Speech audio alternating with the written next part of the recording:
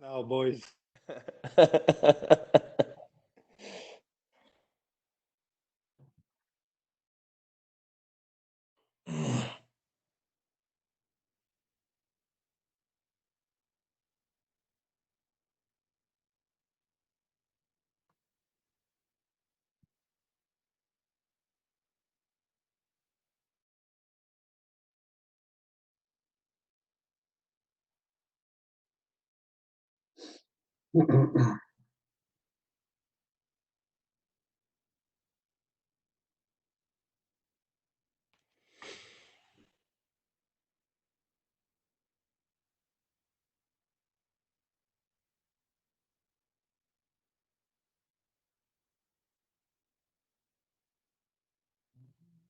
Hi, everybody, and thanks for joining us tonight on our 10-year Stanley Cup Finals team reunion presented by our good friends at Coors Light. I'm Tim Saunders, along with my radio partner, Steve Coates, and we have a bunch of guys from the 2010 Stanley Cup playoff finalist team.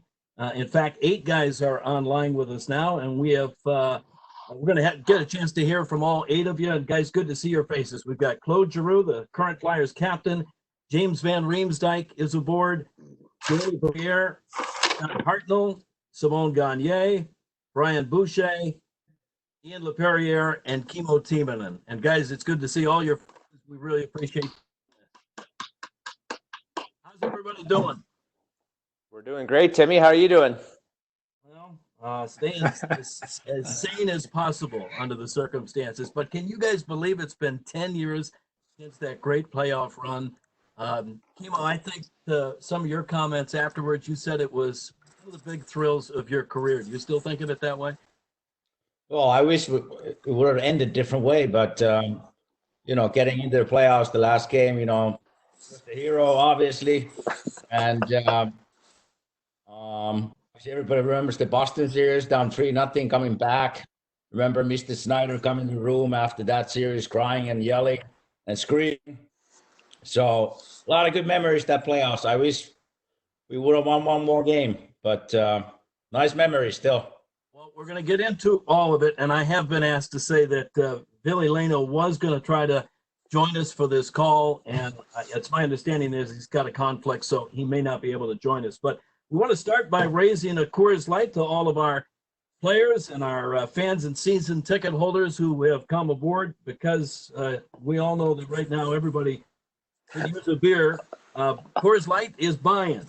If you visit at Coors Light on Twitter and tell us who could use a beer right now, if you use the hashtag could use a beer, Coors Light will buy them a 6-pack. You got to be 21 years of age or older. Beer purchase is required, and offer value varies from state to state. So make sure you check out the Coors Light rules on Twitter and see how you can redeem that. Coatsy? Well, we just want to ask everybody to have the opportunity to support the Flyers' COVID relief efforts with the Flyers for Good auction.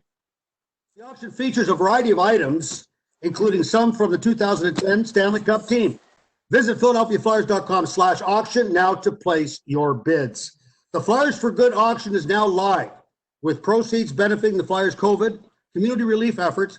Bidders have the chance to win autographed items or video chats with your favorite alumni like Danny Briere. All terms or items close tomorrow at noon. So place your bids now at PhiladelphiaFlyers.com/auction. To help support COVID-19 community relief efforts, visit the Flyers for Good auction and bid on your chance to bring home autographed collectibles or one-of-a-kind experiences with your favorite alumni. All auctions close tomorrow at noon. Head to PhiladelphiaFlyers.com/auction now. And one further item is that the charities will match up to the first $2,500 in donations today. All right. Well, Coach, you've been here longer than I have, but in my 23 years, I think the 2009-2010 season was probably my favorite. First goal. Flyers finally tied, I think, in the third period when Matt Carl scored on a power play goal. And late in the game, overtime, it sure looked to me like the Rangers were just trying to get to the shootout. Coach, you were ice level at that point, and I think you made that comment on the broadcast. They were just trying to get to the shootout because they had lunch.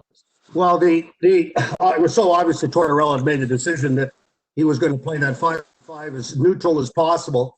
I don't think there was one good scoring opportunity either way because they knew they had the number one goalie in the shootout. They just didn't know that we had the secret weapon in Brian Boucher. But when you take a look at not only the goaltending situation, but first round we played Jersey, team we lost, and I'm a pretty sore loser, and I was pissed after the game, throwing stuff, kind of like frustrated. And I look at Bronk, and he's smiling, he's making jokes, he's relaxed, and it's just that confidence that he had that that one loss wouldn't matter for us. We're just gonna go out and keep playing the same way we've been doing. And when you see one of your leaders, older guy, and a guy that's been there, calm and knowing that we could be a dangerous team and do a lot, kind of turned my head and kind of gave everybody confidence. Well, once Lavi was in place, it didn't happen immediately, but eventually things kind of started to turn around. Still had some ups and downs and actually struggled late in the regular season. If you remember, the Flyers dropped 8 of 11 going into the final game of the regular season, but then came that memorable season finale against the New York Rangers in the shootout to make the playoffs. So let's talk about that last regular season game. It was kind of win and get in or go home and miss the playoffs. Bush, I think you said even before that game that day that the nerves were undeniable, unavoidable. Couldn't hear you, Tim. I was hearing Boosh there. Nerves are big for me. I mean, we dropped 8 of 11, and Michael Layton was a big reason why our team had turned it around after Christmas. He played so well, pretty much played a majority of the games for us. He got injured. I believe it was like early March that he got injured, and I hadn't played in a long time, and I think I was a little rusty coming back, truthfully, and it wasn't on top of my game. And it's probably a big reason why we dropped 8 of 11 down the stretch and why we kind of stumbled in. But leading into that afternoon game 82, yeah, I mean, you're at home and you think having the home ice would be a big help. But for me, it was a lot of pressure and a lot of nerves. I'm just happy we came out on the winning end of it. So let's talk about specifics of the game. Rangers get the first goal. Flyers finally tie it, I think, in the third period when Matt Carl scored on a power play goal. And late in the game, overtime, it sure looked to me like the Rangers were just trying to get to the shootout. Coatsy, you were ice level at that point, and I think you made that comment on the broadcast. They were just trying to get to the shootout because they had Lundqvist. well, it was so obvious that Tortorella had made the decision that he was going to play that 5-on-5 as neutral as possible. I don't think there was one good scoring opportunity either way because they knew they had the number one goalie in the shootout. They just didn't know that we had the secret weapon in Brian Boucher. But when you take a look at not only the goaltending situation, but the Rangers kind of went off script as far as what they did as far as their shooters is concerned. But I got to flip back to the day before because I know a couple of gentlemen on this call right now, Claude and Danny and JVR, were part of a meeting along with Richards and Carter that they had with Joey Mullen to talk about the shootout. And if you guys could recall, Danny, about that meeting, because you probably said, well, wow, I hope I don't get into that type of situation. They did as far as their shooters is concerned. But I got to flip back to the day before because I know a couple of gentlemen on this call right now, Claude and Danny and JVR, were part of a meeting along with Richards and Carter that they had with Joey Mullen to talk about the shootout.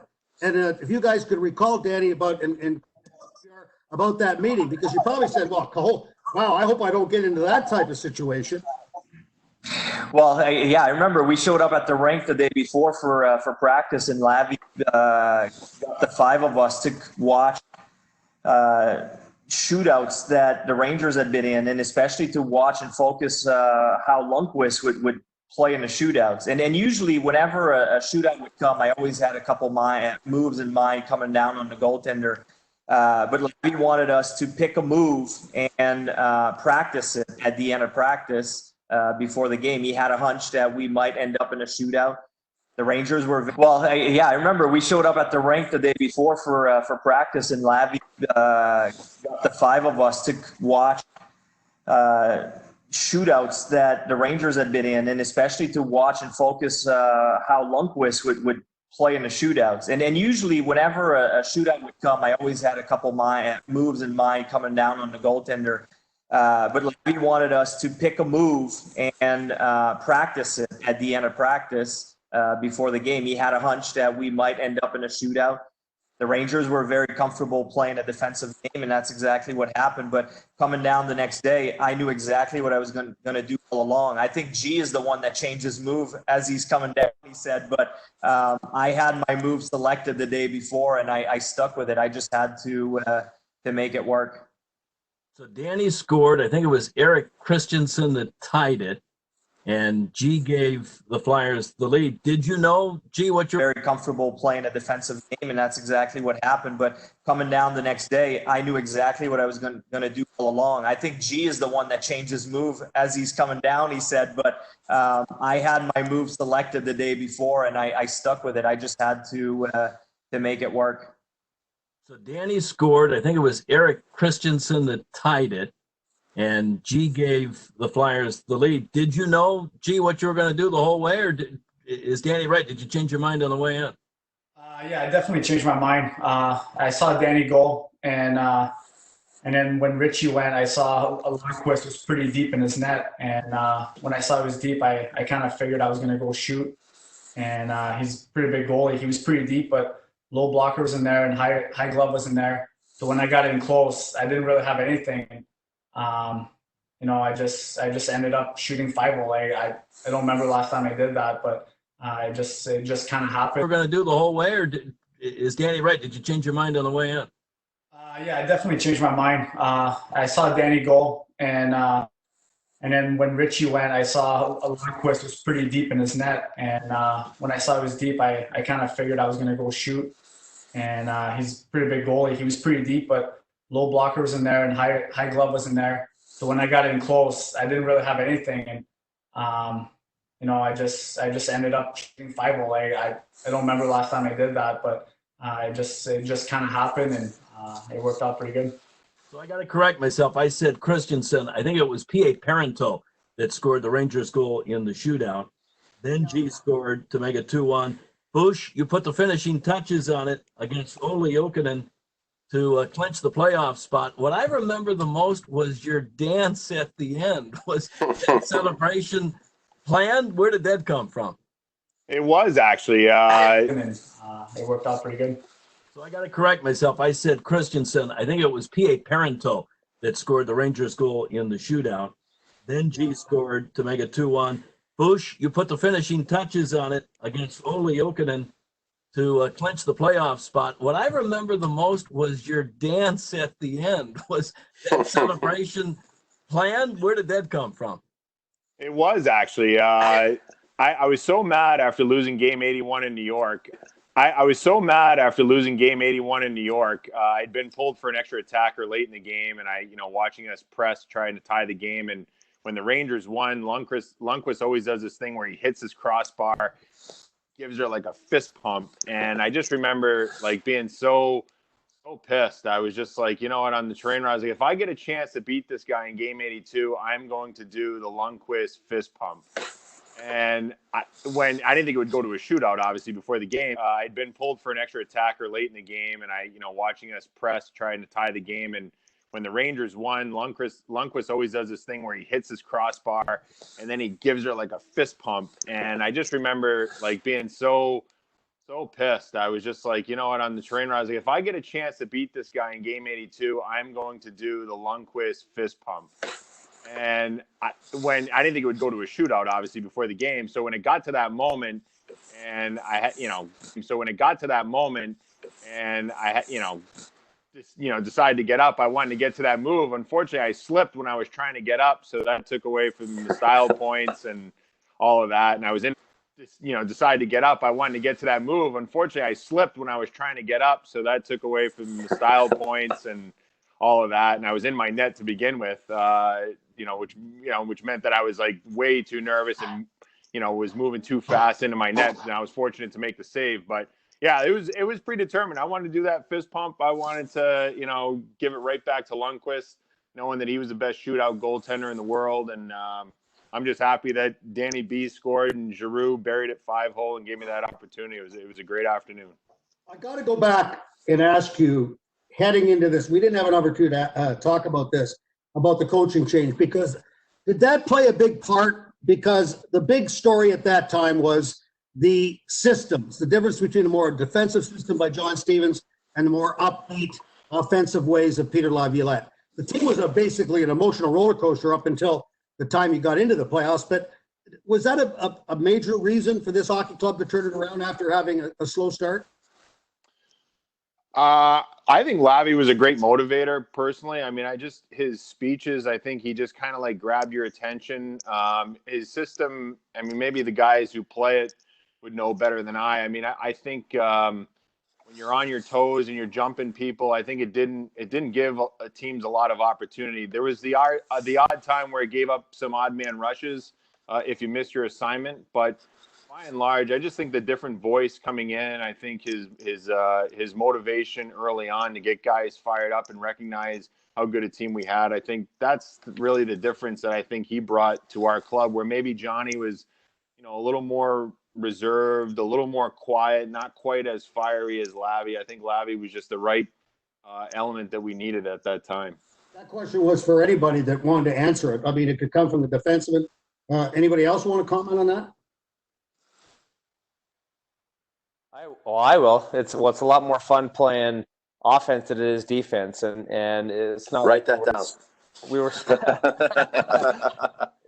not like we were stifled with John Stevens, but when you're allowed that freedom and Lavi's system, especially from the hash marks down behind the other team's goalie, we had players moving, we had defensemen going down, and it just seemed like everyone was involved, all 5 guys on the ice. And I just thought it was, once we got the hang of that system, it was like, the handcuffs were on us, and we just kind of played hockey, and we rattled off 10, 11 in a row, and I know we kind of lost ourselves there going into playoffs, but I think that system kind of caught a lot of people off guard, especially in the playoffs. And and just to reiterate what Bush said, just a great motivator Lavi is, and just a lot of fun to play for him.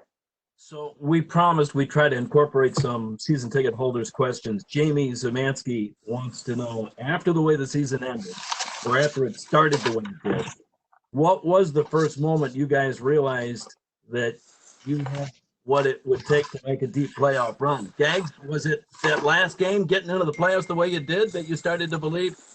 Because you all knew you had a pretty good team. If you look at all the times I had a chance to go in the playoffs, we had some good season. We were waiting, just for the playoff to start. But in 2010, like we all know, we clinching the playoff the last game of the season. We had a little bit of momentum going in. We had some up and down all year. We had some injuries. We went through a season that I think we're ready for everything in the playoffs. And but be honest with you, I think the series against Boston can open something in our mind, or because I'm confident that I think we got something special in that team. But even the first round against Jersey, yeah, we beat them, I think, in 5. But I think that the series against Boston can we start to believe that we have something special. We have a special group, and it was not only one guy or one goalie or one defenseman. It was 3 lines, 4 line going on, 5. All the defensemen was involved, and all the time that I went in the playoffs, that we have something special or something good going on was something that we had in 2010. So, Coatsy, they go in as the 7th seed. They face the division winners, the New Jersey Devils, in the first round. And as Gabe said, it didn't turn out to be as tight a series as a lot of people thought. Well, I'm going to throw it out because obviously the equalizer is a gentleman named Marty Brodeur. And when you go back 10 years ago, and Bush was the only one on this team that's on this screen that was leading the Devils 3-1, only to lose. Gaggy was on that team. I'm sorry, Gags. I'm sorry. I apologize.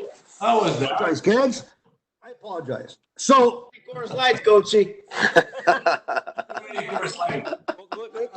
I had, you know, I had it written down right here too, right here. But they had Patrick Elias and Marty Brodeur. So you're heading in your 7th seed into a 2nd seed. You're coming off what Simone just said was a huge, huge effort after a tough year. But tell us about what your thoughts were, because a guy like you, JVR, this is your rookie year. And now all of a sudden, here you are into the Stanley Cup playoffs. What were your thoughts? Yeah, just that was as far as getting a full experience from a first season of pro hockey. I mean, from a coaching change to the huge expectations we had going into the year, and then obviously just the roller coaster ride of getting into the playoffs. I think I remember when we did get in, though, that it seemed like each round that we played against certain teams, like we did have some decent success in the regular season against them. So I never really felt like we were that big of underdogs. But it's kind of funny, like looking back on these things now after you start to notice, I feel like more of the day-to-day stuff, the more experience you get and the more years you play. Because back then, I just remember being pretty wide-eyed, just worrying about one foot in front of the next as far as just what was going on. So I don't know if I really realized and was aware of as many things as I would have been if it would have been later in my career. Gee, you were a second-year man at the time. You led the team in scoring in that series. What were your thoughts about your trip to the playoffs? Yeah, it was. I just remember all the our lines. Everybody could play against everybody, and I just feel like we matched up well against the teams that we played, and just the system we were playing at the time. We're a lot of offensive guys that we were creating a lot of rooms for each other, and you know, we're just having fun out there. And you can see in between periods we had an older team, and guys weren't panicking. Guys just had that confidence of playing, and it just made it a lot of fun. Gee, you talked about lines. Maybe it's a good time now to revisit who was kind of playing with who, because if memory serves, you were mostly with Van Riemsdyk. I think Aaron Asham some of the time. Richards and Carter were with Simone. And that line that really took off in the playoffs, Danny Briere, Scott Hartnell, and Billy Lano. We really hoped we'd have Billy on here, but let's get Danny and Hartsey to talk about playing with Billy, because that line was something special that year. Yeah, it was pretty wild too, and the way it happened, Hartsey and I had played together sporadically here and there throughout the years, and especially that year, like we played with Hartsey for the most part. And when we lost Simon, we lost Jeff Carter, and then Lappy, all the lines needed to be reshuffled. And Lappy showed up at the rink, and he decided to throw Billy, who was basically just a player at the time. Nobody knew much about him. He was a great practice player, but otherwise we didn't know much about him. And you know, the instant chemistry was amazing. I think as a player, when you're able to find that, when things just start clicking. We hadn't never practiced together, and we went out this first game, and this chemistry was instant between us. It was pretty amazing. It's something that you always hope for as a player, and it happened, and you try to keep it going. You don't know how long it's going to go, but it lasted for almost 2 years for us. It was pretty wild. Yeah, I just remember, you know, him in the corners with the puck, and I'm like, okay, we're open behind the net, and you know, he would dangle and he'd kind of slip, like kind of all slippery out of the corner, and have the puck and take it to the net, and we'd have a great scoring chance. And just a guy that wanted the puck on the stick, that loved holding it, loved controlling it, and was able to find Danny and myself. And you know, you look at a successful line in the NHL, you need to have some, you know, physicality to it. You obviously have to have a scoring touch, but guys that can make plays. And you know, I think we all complemented each other pretty well, and it wasn't, you know, three speedy guys, you know, zipping down the ice. You know I was a little faster than Billy. He was the slowest guy on that line. Were you faster than Ash, though? I can't remember who won that race. Yes, I wish we had Ash on this. We could relive that race that we had one morning before practice. No, we just had a lot of fun, and it was you know, when you're getting chances and you're having a chance to get on the score sheet every night, it makes hockey obviously way more fun. Obviously, everyone likes to score goals, and you know, we had a heck of a run. You go into this series, and then all of a sudden you got all these high hopes. You lose Carter, you lose Gags, who broken feet, and then Lappy talked about what you would have done differently when blocking that shot, looking back at it and 70 stitches later. Well, I didn't trust Bush. That was a big thing. I know we were up by 3 goals, but I'm like, not a chance. I can't let that go. It's going to go in. Man, Oh, sorry, Bush. I had to Is say that it. your way of saying you didn't trust Johan Backlund? Yeah, If Bruce wasn't in there? That's it. I wouldn't change anything, Coach. See, that's the way we all played, and I play my way. Those guys play their way. That's what we made it to the finals. And just to go back to that year, I listen to you guys. We all have our own stories, our own memory about how it happens. But for me, it was a special year. I was 36 years old at the time. I knew it was pretty much towards the end of my career, and I knew we were way better than we finished 7th or 8th in the conference. We were way better than that on paper. I really feel like everybody knew down deep that we were better, and we just needed to get in, and we could, do damage in the playoffs, which we did. And for me, it was just great memories just to be part of that team, and great character. And I see everybody. It was something I'll never forget. So I got to ask G, because it was his first full year in the NHL. As a young player, watching what Lappy did to win had to leave a huge impression on everybody, not just the young guys. Yeah, I mean, when he blocked the shot, his face, I was the one in the penalty box, so I felt a little responsible. But yeah, I mean, everybody knows Lappy, how he plays, and he's a first team player. I mean, he did some pretty nice passes from behind the back that we still talk about once in a while in practice. But he when he came to us, the way he played, he really made everybody play on their toes a bit more. You and Coburn, along with Pronger and Carl, had the predominant amount of ice time. Was that a good thing for you guys? Because the 4 of you, I mean, I'm not taking away from the 5th and 6th in their situation, but still, was that a good thing for you to be successful during the playoffs? Well, I think every defenseman wants to play as much as you want in the playoffs and can. The more ice time you get, you're going to make better plays, more confident you're going to be. And I didn't feel like it was too much. And actually, my partner Colbert, because we couldn't force. So he can play as much as he wants because he's a different bird. But He can play all 60 minutes, maybe. I like him because I knew he can skate back and he can play a lot of minutes. So I didn't mind it at all.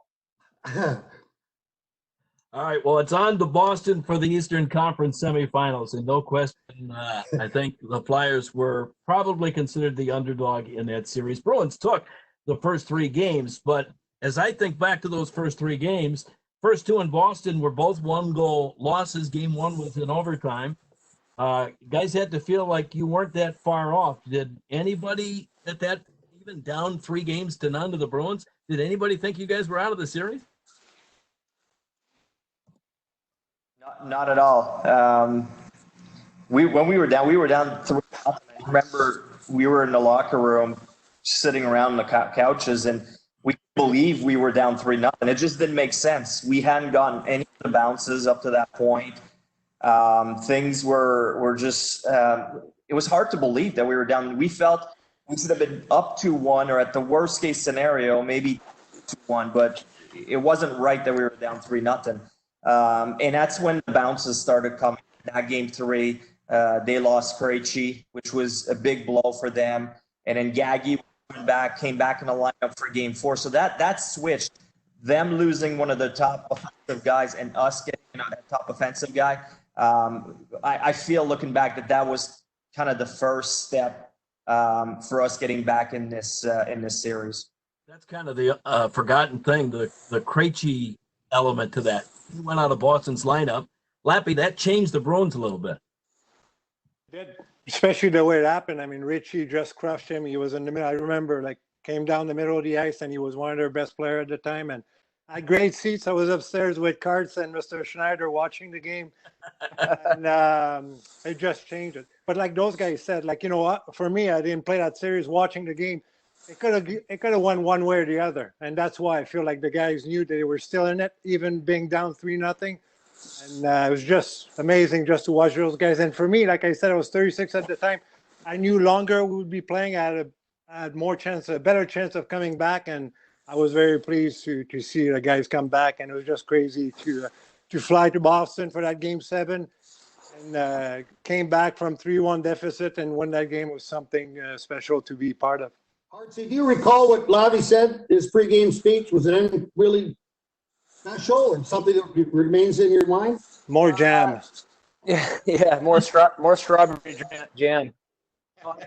I remember same thing that Danny said. We played good in Game 1, better in Game 2, great in Game 3. We're down 0-3. Like, oh man, like what's going to happen? We play unreal in Game 4, and then Mark Rick ties it with less than a minute, and I'm looking up. I'm like, how the hell is this happening to us? You know, and like Danny said, lucky the savior Simone, the Gaggy came back in and scored a big overtime goal for us, and obviously fast forward to Game 7 in Boston, the game winner there as well, but.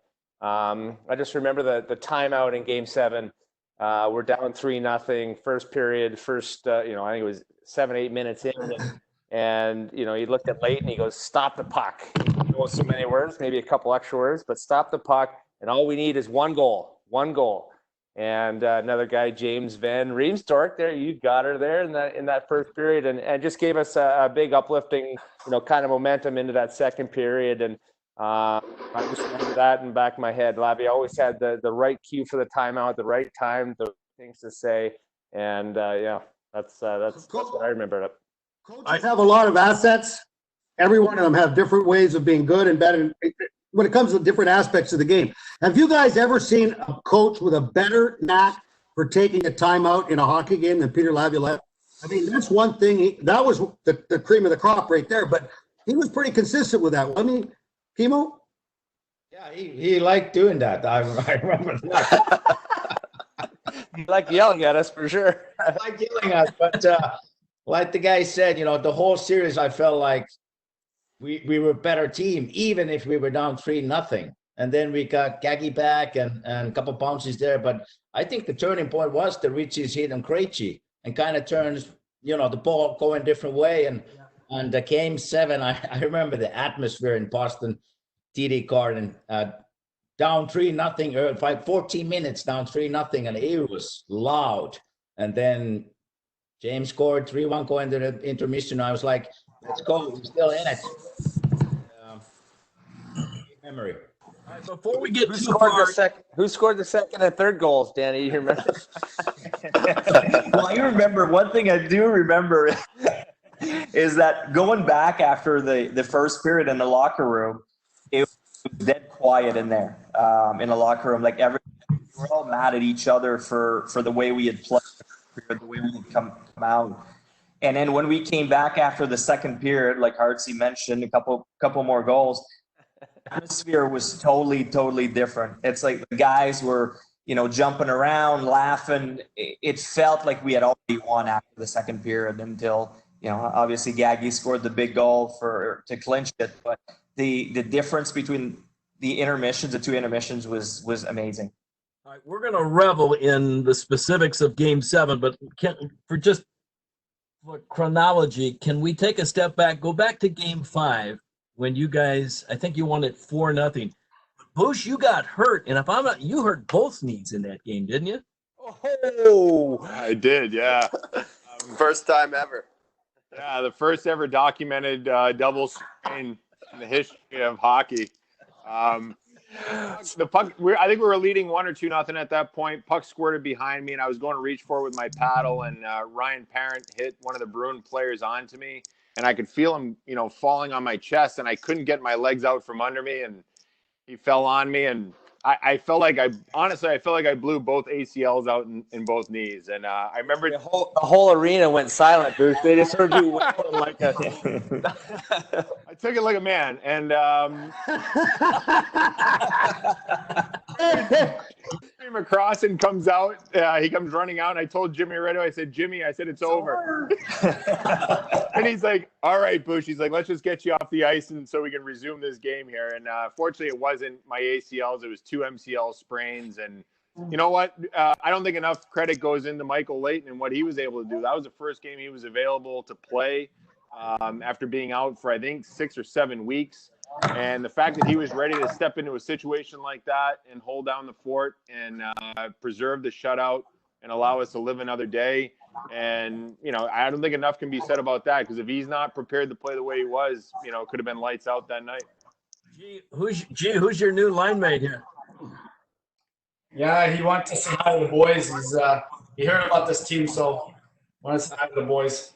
Hi, loves- Gavin. Hey, Gavin. Loves the boys. Like Ryan. I do have to say about Bush's injury. You never hope anybody get hurt, but I remember I was one of the first guys getting over there and asking Bush, "Are you okay?" And Bush goes, "I'm done," and crying like a little. But you know what? To me, Game 5 was one of the fans asked a question. When did we started believing we had something special we could win? To me, that was Game 5, and not because Bush got hurt, but because back after being down, winning Game 4 at home was we were going to win or not lay down. You don't want to get swept, but the toughest game of the playoffs to me was going to be Game 5. Because if you're able to win that game back in their building, now the pressure turns to them. You know you're going to win at home Game 6 and Game 7. So that's why the key to the game that we I think is that Game 4 or Game 5, sorry, when we won 4-0 in Boston. All right, Danny, you already said it was night and day after the first period versus after the second period. You guys scored to tie the game, so it was 3-3 going to the third. That third period was really tight. It wasn't until, I think, about 7 minutes left in the game where you guys finally took the lead on Gag's goal. Gags, what do you remember about that goal? Had to be one of the biggest you ever scored. That was fun. That was fun, but all the guys said, I think it was a team effort, and I think your line had a good game, but you need to give credit to the other lines, JVR and G. I think Richie was on that line when they scored that first goal, and second period, I think from Game 1 to the last game of the Stanley Cup final, Billy, Danny B, and Artsy were there every game, and they gave us a chance to tie the game and go in the third period. And you never know what can happen. And I thought that time we had the momentum. Boston was starting to get nervous, and when they took that penalty, too many men on the ice, you could tell that was your chance to go there and do something special. And, if I remember, I think it was Danny's line went in for the first minute.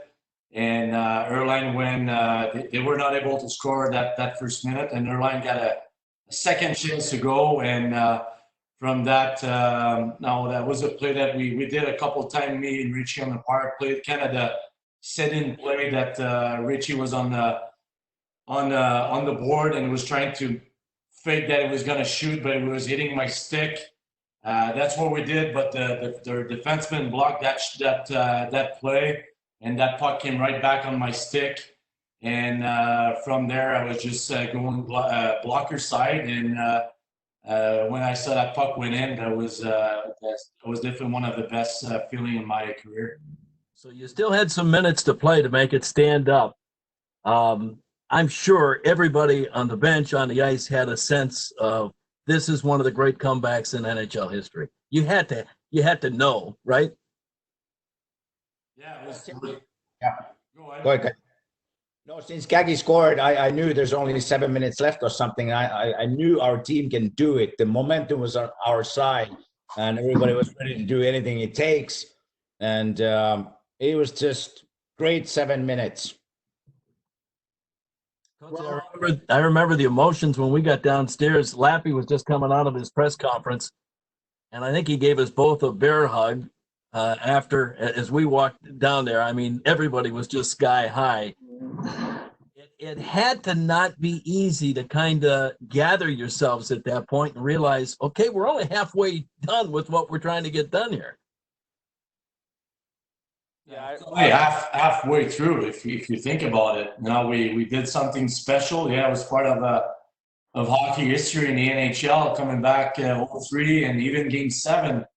We're down 3-0 in the first period. So but at the same time, you're only halfway through, and you have to find a way to get back and focus on the conference final. And what I remember, not that Pittsburgh was our team that we didn't want to face, but that was a team that we always had a hard time in the playoffs to play again.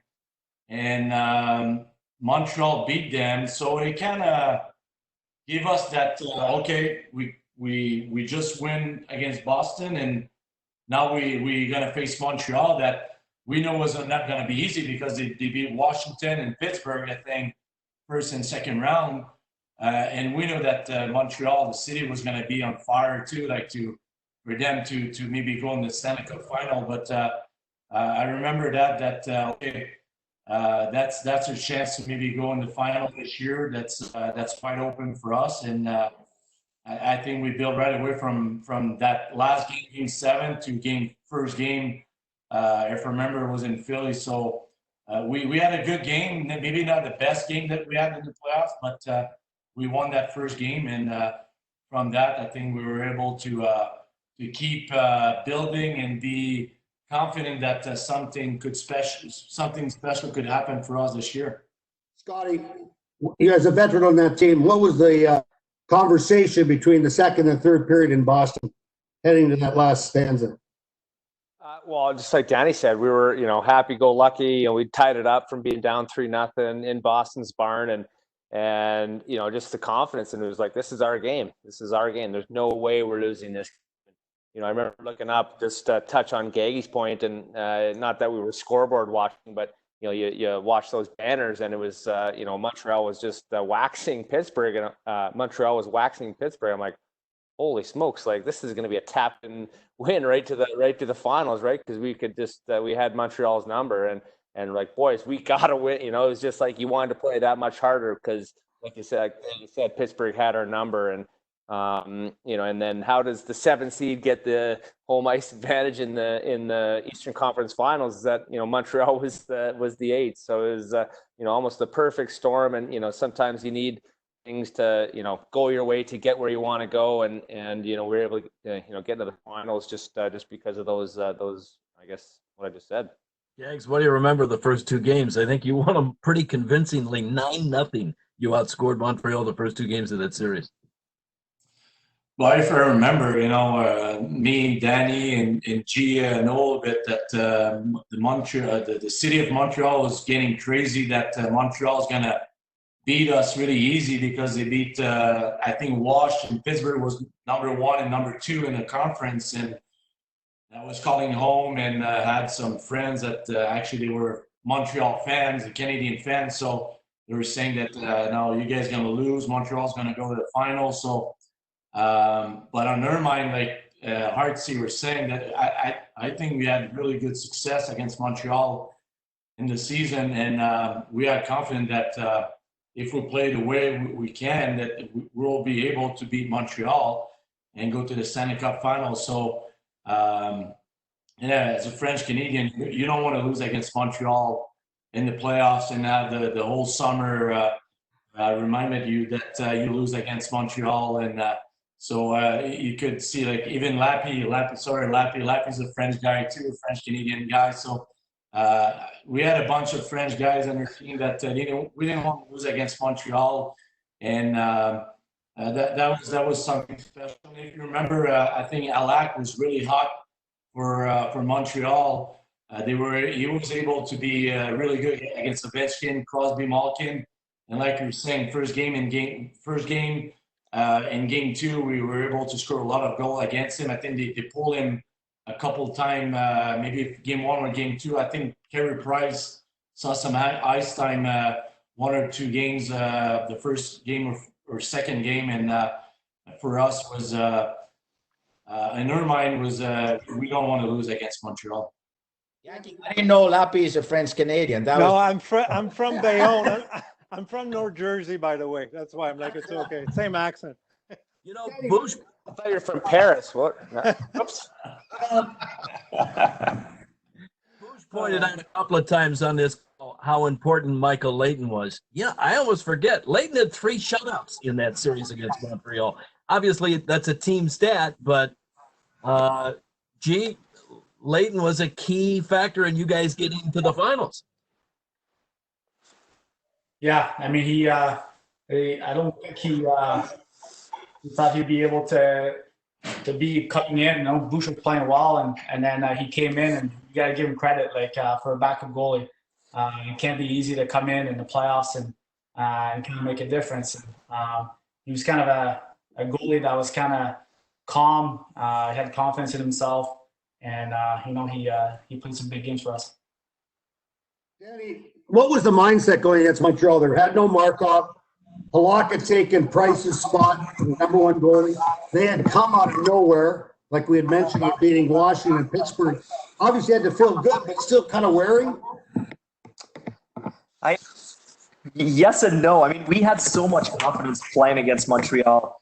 It was just an ideal matchup for us. And if you look at what Montreal had been able to do up to that point, they played Washington in the first round. And against Washington, they had to focus on Ovechkin and Backstrom. You shut them down, anything can happen. And then the second round against Pittsburgh, they had to focus on Crosby and Malkin. You shut them down, anything can happen. And then when it comes to us, we didn't have a superstar player like a Malkin, Crosby, or Ovechkin on our team. So we were a lot tougher because we had, you know, a 3-scoring line and a great defensive line that could shut down. So it was a totally different matchup for them to face us, a more physical team, a team that on defense with, you know, 2 number 1 with Chemo and Prongs back there was a totally different look than what they were used to in Washington and Pittsburgh. And I think that played into our favor. Coach, I don't know if your memories are the same as mine, but going to the Stanley Cup finals, what the everlasting impression I had was how every single guy on that team appreciated the moment and was determined to enjoy every second of it. You guys were well aware, and any of you can answer this, you guys were well aware that this might be a once-in-a-lifetime opportunity, and you were going to milk it for all it was worth and enjoy every second. Yeah, well, I said that earlier. Like for me, it was towards the end of my career, you know, 36 years old, and I knew it would be, you know, because I played for 17 years before that, that it was my only time in the finals, and that's why I tried to tell the young guys that, you know, we're here today. That doesn't mean we'll be here tomorrow, you know, and it's something that you're right. Personally, I appreciate every moment of it. You know, the semifinals against Montreal, the finals in Chicago. It was something that, you know, it's a message for the younger guys. And you can talk to G and JVR, you know, that was their only time in the finals since then. And it's 10 years ago.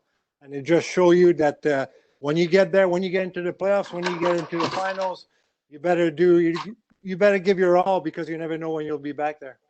James, do you agree? The moment wasn't lost on you guys. Yeah, you know what, for sure. I think, like you just said, like we had guys with a ton of experience on the team that kind of let that be known. Like you said, you see guys have long careers. That was their only time in the finals, and now after playing, now this is my 11th year. So it's like you realize that was the farthest I've been in my career. So even appreciate it even more of how hard it is and what it takes to get to that point. We had a question that G or JVR can answer from Dmitry Smirnov, asking if the similarities between your team in 2010 and the team this year. You got this one, Reamer. I got this. Wow. Yeah, you know what? That's a good question. I think similarities, it's kind of tough. I think the expectations, I remember, even though that was my first year, like I remember we were getting picked before the season started to be like to win the Stanley Cup, and this year was a little bit different in the sense of obviously the expectations weren't necessarily as high right out of the gates, and yeah, it's hard to say. I think in the sense of how the style of two teams, I think what Danny mentioned before about just the depth, I think that's been tough, and that was one of our biggest strengths back on that team, and then this year as well. Like we seem to be tough to match up against because we have a lot of different guys contributing up and down the lineup. So I would say that's probably the biggest similarity. Yeah, I don't know if G has anything else for that, but that was, I'd say, is the biggest similarity. Did anybody see that when that puck went in? Did anybody see it right off the get-go? Oh, Coatsy, we'll get there. We'll get there. You're negative, Coach. That's We're it. having It's fun right over. now. What's wrong with you? Coors Light, Coatsy. I'm a sip of your Coors Light. Thanks for the memories of fun. You go to Chicago, you play the first 2 games in Chicago. That you expect defensive, tight checking games in the playoffs. Game 1 of the finals was anything but that. What do you remember about game 1? I remember obviously going to Chicago, great atmosphere again, and the national anthem is there crazy. The guys yelling and everybody's clapping. Obviously, finals are different. Sense of it's more atmosphere there, but it was kind of like up and down game. The scoring chances every second shift, and not much defense there first game. So that's what I remember about that. Danny, what was it? 6-5? Does that sound right? The final in game 1? Yeah, 6-5, a shootout. I mean, it was amazing. Not what you would expect. For most of us, it was our first experience in the Stanley Cup final. Maybe it was the nerves, I don't know, but definitely not what you expect your first NHL Stanley Cup final games to be. But it was a lot of fun. We just up on the wrong side of things. Usually when you're able to score 5 on the road, you should be able to win that game in the playoffs. But looking back, I think that game, those first 2 games were hard to let go. We were so close to winning both of them, and to come back home 0-2. We knew we'd always come back, and we did. But if we're able to win one of those first 2 games in Chicago, I think it's a different story that we're talking about today. Well, you get game 3 in overtime, and Giroux scored another one of his huge goals. Gee, I think Chicago got caught in a change, and you found a space alone in front. Yeah, Lavi liked to change the lines once in a while, and I remember Danny was on my line for that shift, and you always have that one player that when you get on the line with or on the power play and you get excited to play again with. I think for me it was Danny. We found each other pretty well, and was able to kind of drive the net. And Matt Carl did one of his shot pass that he did to Gaggy in overtime, also that in that playoffs, and I just tried to get a stick on it, and it went in, and just that celebration that was pretty wild. Lappy, how tough was it for you? I mean, you came back in the series against Montreal after suffering that block shot. How tough was it for you to be competitive at the level that you're expected to play? It was tough because I barely practiced. I think I practiced twice before I played against Montreal, but it's okay. Lavi took care of that. He cut down my ice time from 7 minutes to 3 minutes. That was perfect. Great coaching, but it was tough. But you know what? At that point in the season, you're in the playoffs, the adrenaline kicks in. I mean, I just want to be part of it, do my own thing, try to be physical, but he cut his bench pretty short, 3 lines, 2.5 lines, pretty much the rest of the way. And I was fine with that. I just wanted to be part of it and try to help the team as much as I could, but with what I had, because I missed a month of playoff hockey. It's tough on anybody, and it was tough on me. But like I said earlier, I knew it was my last kick at the can, and I was going to play even my 3 minutes, which is, I was happy with that. Bruce, what was your mindset? Because you had gotten hurt late and played so well against Montreal. You had to be dying just to try to be part of it and get back in there. Yeah, for me, my inspiration was to once I found out that it wasn't as serious as I initially feared. It was 2 MCL sprains. I was able to do some rehab. I missed all the Montreal series, and I was available to play in the Chicago series. And I just remember game 1, like Kimo was saying, the anthem. I was so excited, like Lappy, to be back, a part of the team. I was on the bench, and before I could blink an eye, I was thrown in the net. Lavi had pulled late, and I was like, well, wait a second here. I was like, let's slow it down a little bit here. And I ended up getting in there, and I picked up the loss in relief because these guys scored enough goals to put me as the goalie on record. But that's what they call the Boucher special. That was your specialty. I had 2 losses. We would talk about that a lot. I had two losses in relief in that final, but it was an experience I'll never forget. I was so thrilled to be a part of it. It's unfortunate it didn't end the way we wanted it to, but you know, it's a special year, a special group of guys, and still a great memory in my career. Well, you managed to tie the series. You won the next two at home. You go to Chicago for Game 5. Hartsey, what happened in Game 5? Because I don't think any of you thought it was your best effort.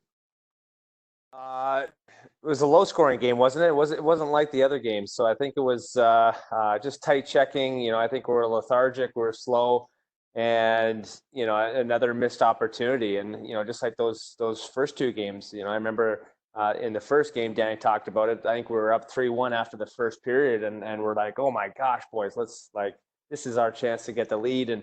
And you know, being 2-2 in the series, Game 5, and it's like, okay, you know.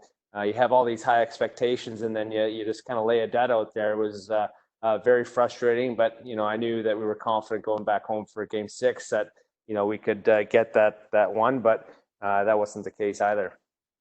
Was that? I'll ask Kimo. Was that where the series got away? Game 5? Yeah, I think Archie remember wrong there. It was 7-4 game. Game was it? 5. Yeah. Oh, So my bad. I think it was Game 2 I was thinking of then. Yeah. So Game 5, I think it was the turning point. Actually, I thought going into that game we can beat them at their rink and go home and win it. But then it was a 7-4 game, and it wasn't the best effort from us. So that's the. If I think the whole series, that's the game I wanted to get back. What do you think the difference was? What would you have done different looking back, kind of like the backseat driving, and say if we had just done that? Play better. Yeah. Play better team defense, maybe. But I don't know why we were so bad that game, but it wasn't. That was the worst game in the playoffs, I think. Well, Game 6 is one we all remember, and not so fondly. And we'll go back to Coates's earlier question. How many in the building knew it was in? I remember my call of it was a little apprehensive. I thought it was in, and I sort of called it that way, like I wasn't too sure. Then I felt better after the fact because I don't think anybody else called it any better. I don't think many people in the building knew it was in. How about you guys? Well, it might be only me and Patrick King who saw that puck going in because we were next to each other when he shot the puck. And I remember we were skating behind the net, and he was celebrating. And I said, "Where's the puck?" And I can see the puck stuck behind the net in the goal, so I knew it was over. Kimo, you did a decent job. You forced him wide. He tried to stutter by you. Well, I played this in my mind so many times again. What should I do different there? And I remember Patrick, he made a nice move, kind of. I was stepped behind, but in my mind, I remember I gave him two options: either that angle shot or he has to go behind the net. And obviously, he shot the puck. So, again. Who's your part of the goalie union? Stick up for Leighton because that had to be just an awful moment. You can, Boosh. Don't try. Yeah, it's a bad feeling. I mean, that sharp angle play, you know, you're guarding against two things. You're guarding against a play that could be a sharp angle shot, but you're also maybe playing a play that could present itself on a cross ice feed. And I think Leitz was just caught in between whether or not he wanted to lead with his right pad up to push off across or go with the right pad down, and he was just a little slow getting down. It's a tough play. I mean, it's a skilled player in Patrick Kane. You know that he can make plays, and that's why it can be difficult. When you look back at that Chicago, that's Game 6. I mean, that's like you see it kiss goodbye right in front of your face. But is there one thing that really sticks out for you, Lappy, in looking back at it now? Well, Karts missed an opportunity to win the game at the end of the third, I think. You guys remember that?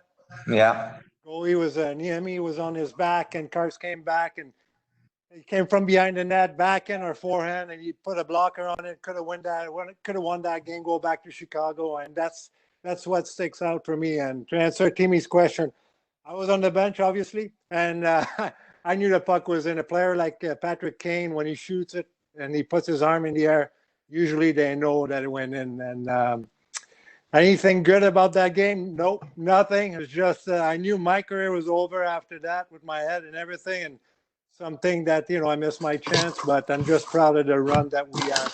Hey, Coatsy, I'll give you a little tip here. When you move those sheets there, we all can hear it.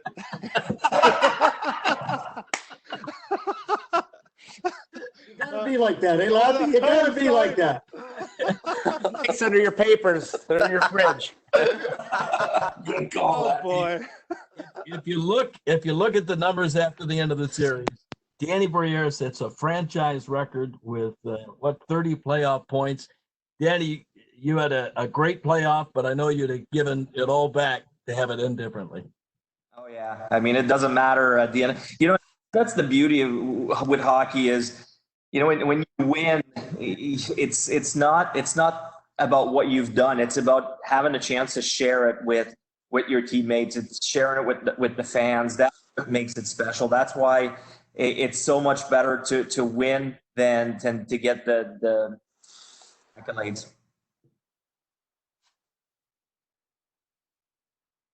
Coatsy, you were ice level when it ended. You were doing TV at the time. I wasn't actually. I was down the back getting ready to do post game, and all of a sudden, everybody was skating and running around. Nobody knew what was going on because nobody knew the puck was in. Well, a tough way for it to end. I know that was an empty feeling, but in retrospect, great playoff run that was, and I still stand by it. That's my favorite season since I got here.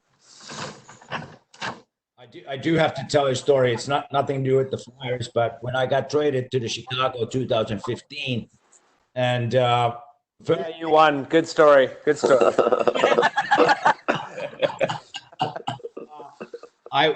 First day I walk into the practice rink, I open the door first time, and what I see first time walking, it was that picture Patrick Kane celebrating, and there's my picture right in it too. So welcome to the Chicago team, and